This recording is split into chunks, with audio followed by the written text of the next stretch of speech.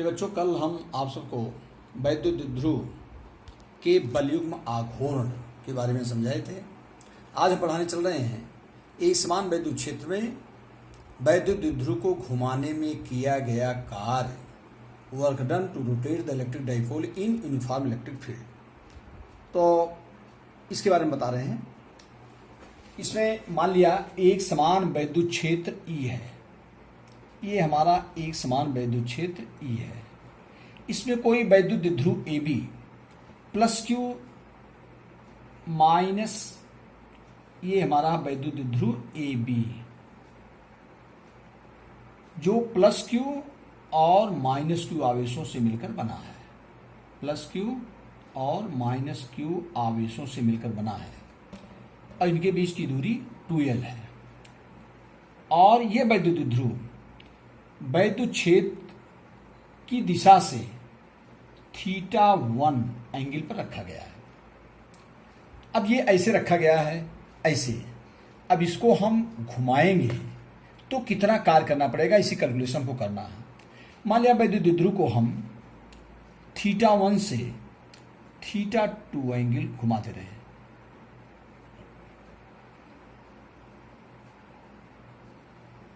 ये है, ये हमारा ए और बी, ये हम θ1 है और इसको घुमा करके हम कितना घुमाए हैं, θ2।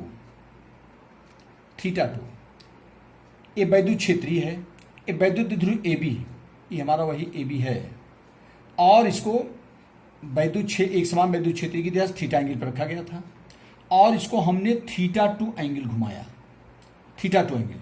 अब वही θ1 से जो θ2 हम घुमाए हैं कितना कार्य करना पड़ेगा, इसी का कैलकुलेशन हमें करना है। और ये हमारा हो जाता है θ2, ये कितना हमने घुमाया, पहले तो θ1 पर था ही और ले गए θ, तो ये हमारा जो एंगल होगा ये एंगल, ये हमारा होगा डी थीटा। और डी थीटा इक्वल टू हो जाएगा θ2 और माइनस θ1। फिर से समझ लीजिए, ए कोई वैद्युत द्विध्रुव ए बी जो प्लस क्यू माइनस क्यू आवेशों से मिलकर बना है और ये एक समान वैद्युत क्षेत्र की दिशा से θ1 एंगल पर है। कितने एंगल पर है, θ1। और इस वैद्युत द्विध्रुव को हमने θ2 घुमा दिया, वैद्युत क्षेत्र की दिशा से θ2 एंगल हमने घुमा दिया। अब वही θ1 पर था, θ2 तक जो हम घुमाए हैं, ये हमारा मान लीजिए इसको मान लो a dash b dash condition पे आया, तो इसको घुमाने में किया गया कार्य।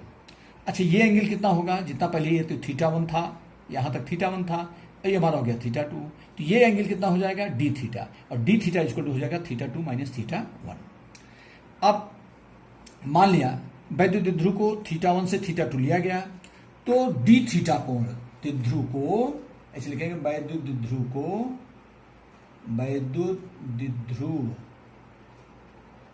को डी थीटा एंगल कोण, वैद्युत द्विध्रुव को डी थीटा कोण घुमाने में किया गया कार्य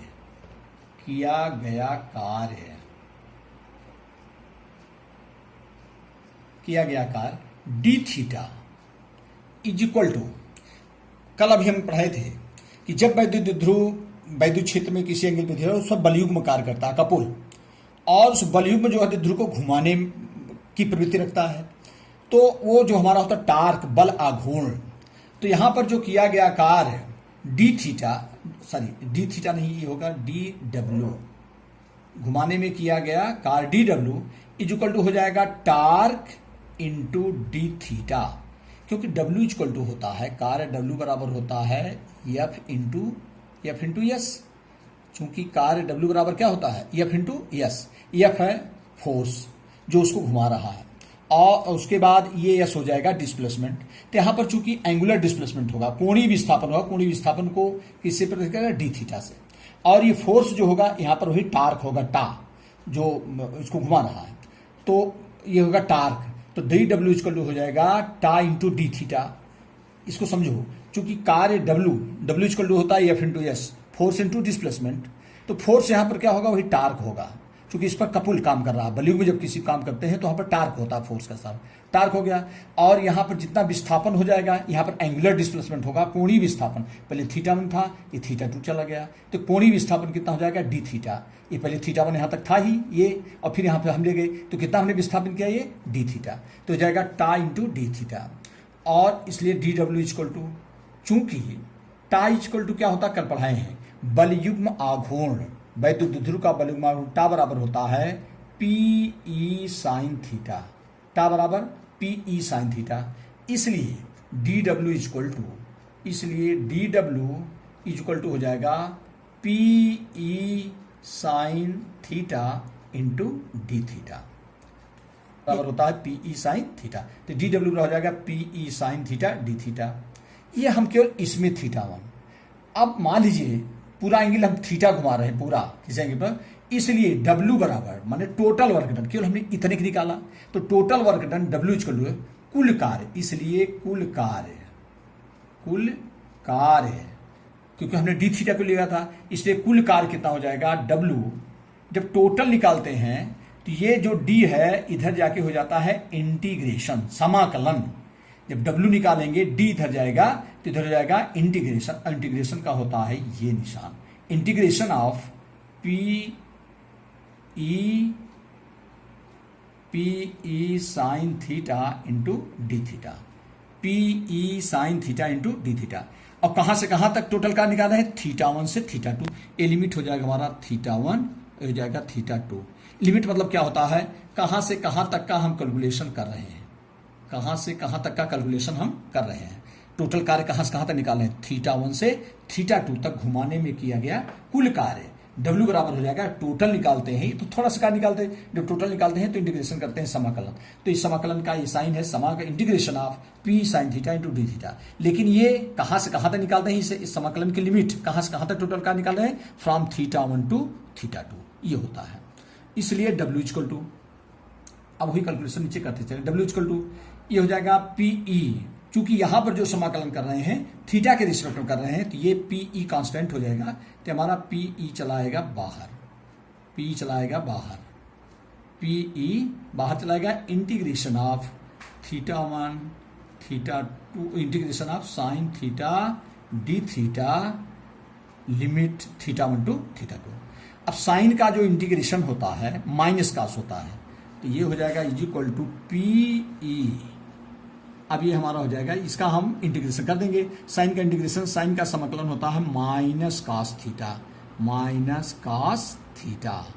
अब इसकी लिमिट कहां से कहां तक हो जाएगा, θ1 से θ2।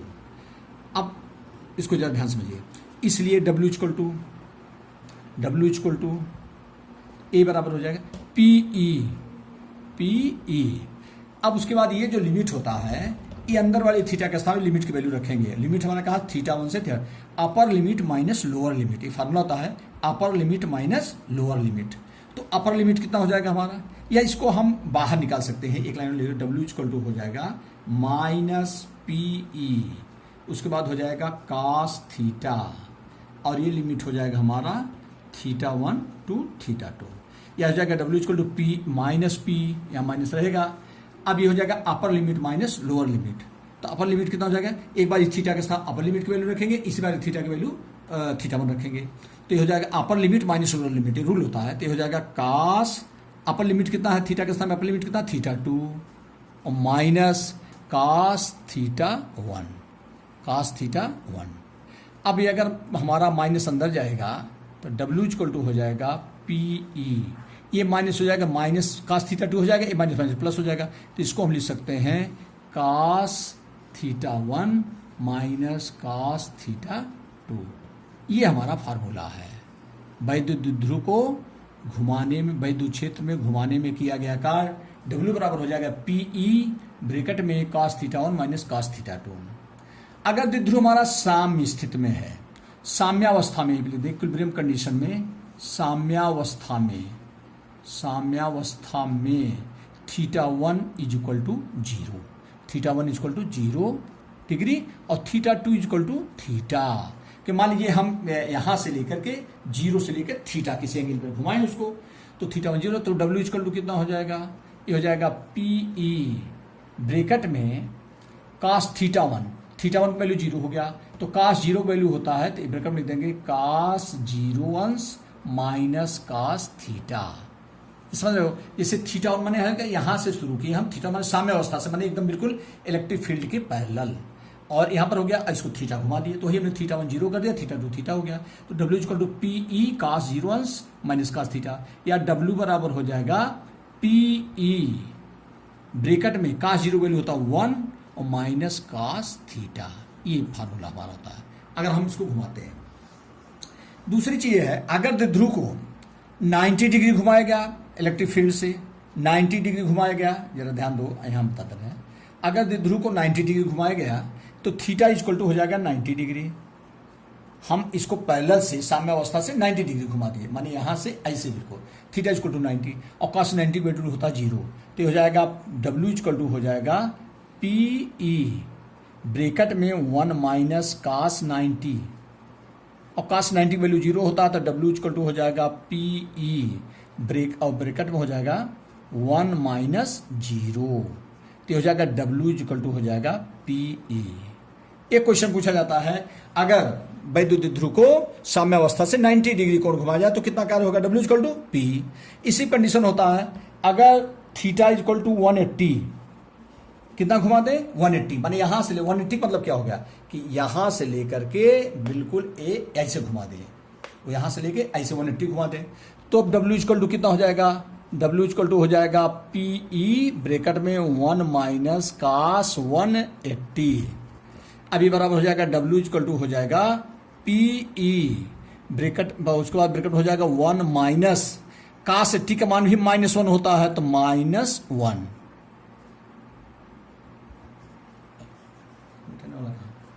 ये जैसे हमारा वैद्युत इलेक्ट्रिक फील्ड है, और वैद्युत द्विध्रुव को हम जो पहले तो यहाँ पर थीटा एंगल घुमाए थे, थीटा पे ये हमारा ए बी है मान लो, तो और ये हमने थीटा घुमा दिया, ये 0 से लेकर के इलेक्ट्रिक फील्ड का थीटा, तो W इक्वल टू क्या है पीई ब्रैकेट में 1 minus cos theta, 1 minus cos theta. वही मैंने बताया अगर इसको 90 डिग्री घुमा दिया जाए पूरा ऐसे लेकर ऐसे, तो थीटा 90 हो जाएगा और कास 90 वैल्यू कितना होता है 0, तो W इक्वल टू पी। अगर theta equal to 180, theta equal to 180, वैद्युत द्विध्रुव को जो हमारा इलेक्ट्रिक डाइपोल है इसको ऐसे साम्यावस्था से घुमा करके 90 90 से फिर 180 180 हो जाए, तो W इक्वल टू कितना हो जाएगा, तो W इक्वल टू हो जाएगा पीई ब्रैकेट में 1 माइनस कास 180, और या W इक्वल टू हो जाएगा पीई ब्रैकेट में 1 माइनस कास 80 की वैल्यू भी -1 होता है, हो जाएगा -1। अब आगे ध्यान दो, या W इक्वल टू हो जाएगा पीई ब्रैकेट में हो जाएगा 1 और ये माइनस माइनस प्लस 1 ये भी हो जाएगा, ये W equal to P, W equal to 2p। ये कई बार पूछा गया है ऑप्शनल में, यदि किसी वैद्युत द्विध्रुव को उसकी साम्य अवस्था से 180 एंगल को घुमा दिया जाए तो कितना कार्य होगा, W इक्वल टू 2p। धन्यवाद।